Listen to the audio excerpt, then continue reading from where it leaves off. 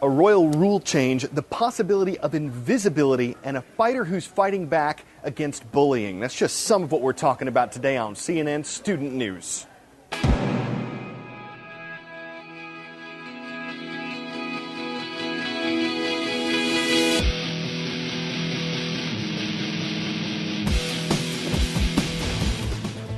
A lot of young people are out looking for a job, but not working one. A new report says youth employment in the U.S. is at its lowest level since the Second World War.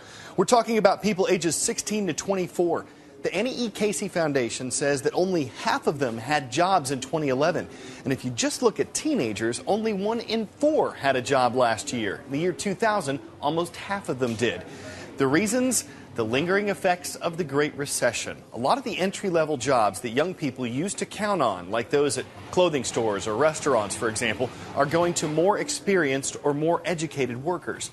One side effect is that young people aren't getting the early work experience that would help them later on.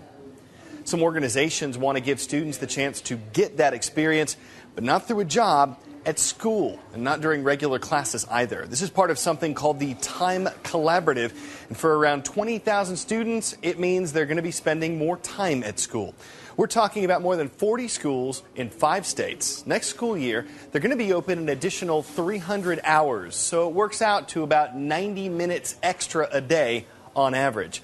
It won't necessarily mean more time in science or language arts classes, though that is possible. The organizers say the extra time could be spent on internships, on apprenticeships, or music or arts programs. One goal would be to help lower performing students do better. An analyst says the program could help increase test scores, but it could also increase dropout rates. He said that if the extra time looks and feels like the rest of the school day, then those at-risk students might not go for it. A middle schooler who spoke to one of our affiliates said students don't want more time in school. She said students wanted to get a break from learning. What do you say? We want to hear your thoughts on this. Let's say your school adds the extra time, an extra hour and a half. How would you want to spend it? More academics, a focus on music and drama programs, getting internship or apprenticeship credit? Tell us, and tell us only your first names on our blog, cnnstudentnews.com. See if you can ID me. I was born in London in 1926, and I still live there. I have a royal title, but I don't actually run my country's government. I ascended to the throne in 1952. I'm the United Kingdom's Queen Elizabeth II, and I have one younger sister, but no brothers. Now, here's why that last part's important. If Queen Elizabeth did have any brothers, even if they were younger than she wouldn't be queen. It all has to do with the order of succession. In the U.S., succession has to do with who takes over as president if something happens to the current president. Well, for the British monarchy, succession is about who becomes king or queen. This is Catherine, Duchess of Cambridge. She's married to Prince William, Queen Elizabeth's grandson, and the couple is expecting a baby. Now, you might have heard about that. Right now, the British order of succession goes from the Queen to William's dad, Prince Charles, and then to Prince William. For more than 300 years, the law said that a monarch's firstborn son was heir to the throne. If he had big sisters, he'd jump in line ahead of them. But the royal rules of succession are changing. From now on, the firstborn child will be heir. So William and Catherine's baby will be next in line for the throne, and it won't matter whether it's a boy or girl. Just 8 days left for you to send us an iReport and maybe get a place on our show. We want to know how you're celebrating the season of giving. You have to be at least 13 years old. The video has to be 30 seconds or less and no music, just you and the camera. Please make sure to watch for our email after you submit your video. You can get all the details in the Spotlight section at cnnstudentnews.com. Today's shout out goes out to Mrs. Ross's CWP class at East Mountain High School in East Wenatchee, Washington. The word camouflage comes from what language? You know what to do? Is it Latin, Celtic, Greek, or French? You've got 3 seconds. Go.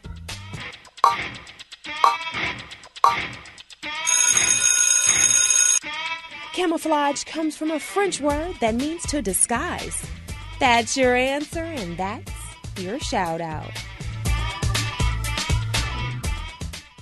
And that's what camouflage is meant to do, to disguise. Usually military troops or their equipment, although you probably know somebody who just likes to wear it from time to time. Now, you know camo when you see it. You might think that the patterns in it are kind of random, but that's actually not the case. Chris Lawrence explains why there's a lot to look at when you're designing clothing to make people disappear.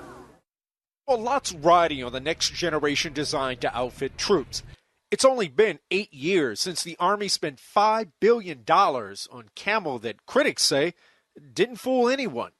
Soldiers complained to the point the Army abandoned its one-size-fits-all universal pattern. So they were looking for camouflage that they could use everywhere.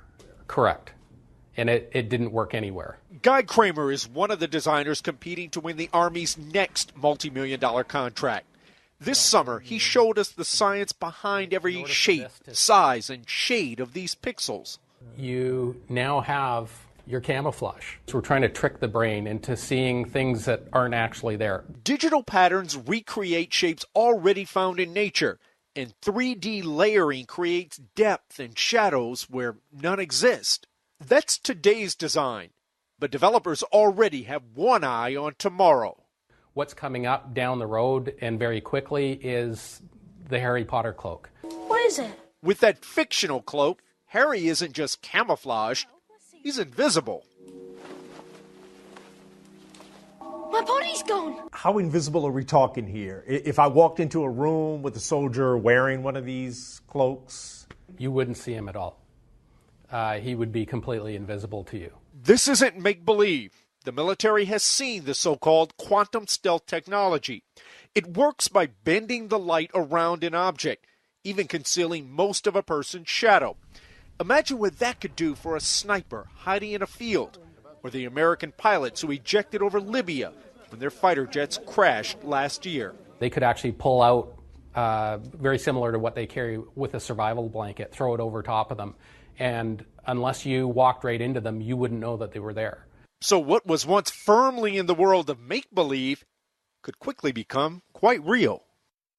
All right, now this one's going to sound a little strange at first. A plan to stop bullying by encouraging fighting. It makes a little more sense when you find out that one of the program's organizers is a mixed martial arts champion, and his goal is to keep fighting in the ring instead of at his school. Have a look.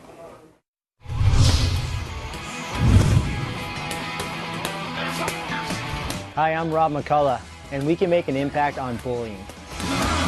This campaign is about anti-bullying, and it's about the epidemic that's going on nowadays in our schools. And it's about kids being picked on, kids, being bullied, and for them to find a safe haven through sports.